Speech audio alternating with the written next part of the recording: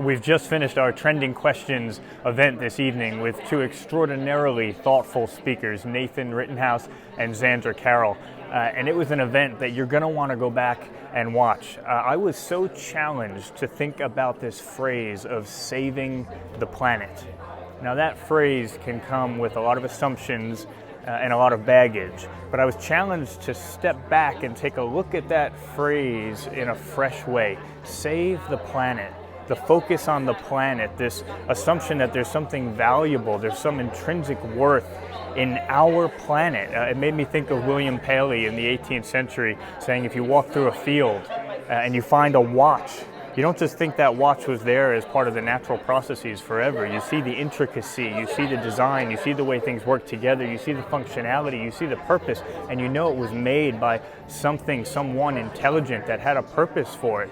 The planet, something that was made by a designer and had value bestowed on it. And then save the planet. It's a moral imperative. How interesting is that? Morality is assumed in the very statement, this idea that we ought to do this, and a moral reality requires a moral standard.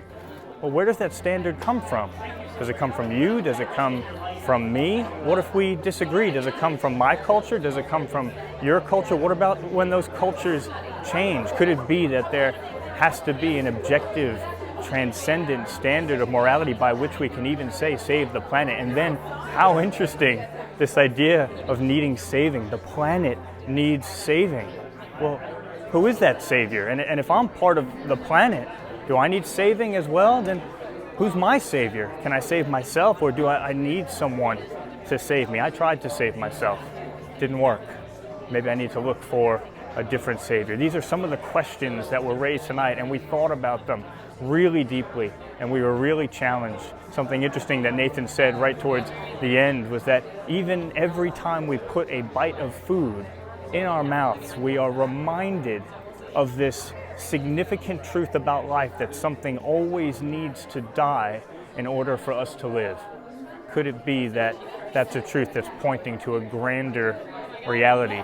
And I know the next time that I put food in my mouth, I'm going to think more thoughtfully, and I'm going to be more grateful for that reality, that something needed to die in order for me to live. And I believe that that points to a God who was willing to die so that I could live and live life to the full.